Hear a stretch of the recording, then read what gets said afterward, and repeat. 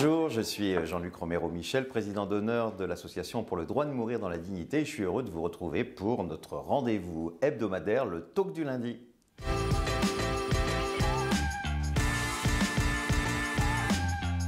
Alors on n'a pas beaucoup d'occasions de se rencontrer en physique, malheureusement avec cette Covid qui n'arrête pas de se développer aujourd'hui, mais les étudiants de Sciences Po et notamment l'AREN m'ont invité à intervenir au cours d'une conférence qui aura lieu la semaine prochaine, donc à Sciences Po, donc le 19 janvier à 18h.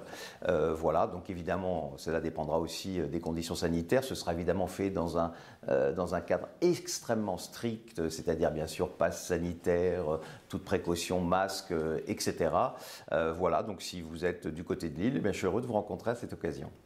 Alors l'ADMD et son président Jonathan Denis ont dû reporter les journées des délégués de l'ADMD. Vous savez, c'est quand même plus de 120 personnes qui se réunissent une fois par an pendant 2 jours pour travailler à la fois sur notre association, pour réfléchir aux actions à mener.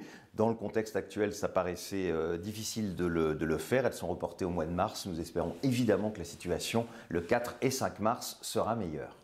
Alors certes, on ne parle que de la Covid, et il y a de quoi, mais c'est aussi l'élection présidentielle et les élections législatives bientôt. Alors l'élection présidentielle, c'est évidemment un moment extrêmement fort dans la vie démocratique de notre pays, et c'est le moment où justement les grands sujets de société doivent être développés, et c'est pour ça que l'ADMD est extrêmement présente dans ce débat, parce qu'on ne peut plus attendre une année de plus pour avoir notre loi. Donc je vous rappelle qu'il faut interpeller vos candidats. Il y a un onglet sur le site de l'ADMD que vous connaissez, bien sûr un onglet présidentielle, et prochainement il y aura un site d'interpellation qui sera mis en ligne par l'ADMD. Alors justement côté présidentiel, justement ce matin, Valérie Pécresse était interrogée sur la question. Alors on va faire du fast-checking aujourd'hui, donc elle se révoltait et on est tout à fait d'accord avec elle. Les soins palliatifs, d'ailleurs à l'ADMD on le dit depuis tellement longtemps qu'il faut un accès universel aux soins palliatifs, et elle estimait tout à fait scandaleux qu'à peine 50% des gens qui en ont besoin peuvent bénéficier des soins palliatifs.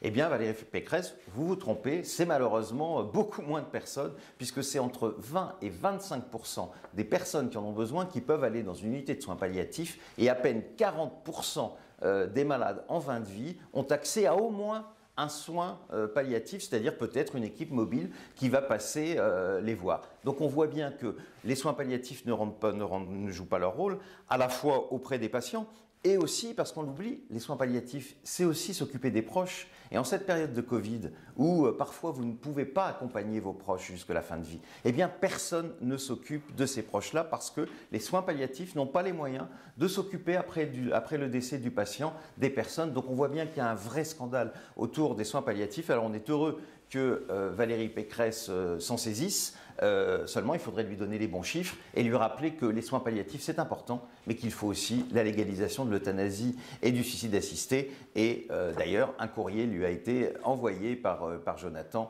récemment, donc on attend avec une grande impatience sa réponse, parce que, on le redit, les soins palliatifs c'est extrêmement important, il faut que tout le monde y ait accès, mais on voit bien que c'est pas assez et qu'il faut bien sûr une loi légalisant l'euthanasie et le suicide assisté.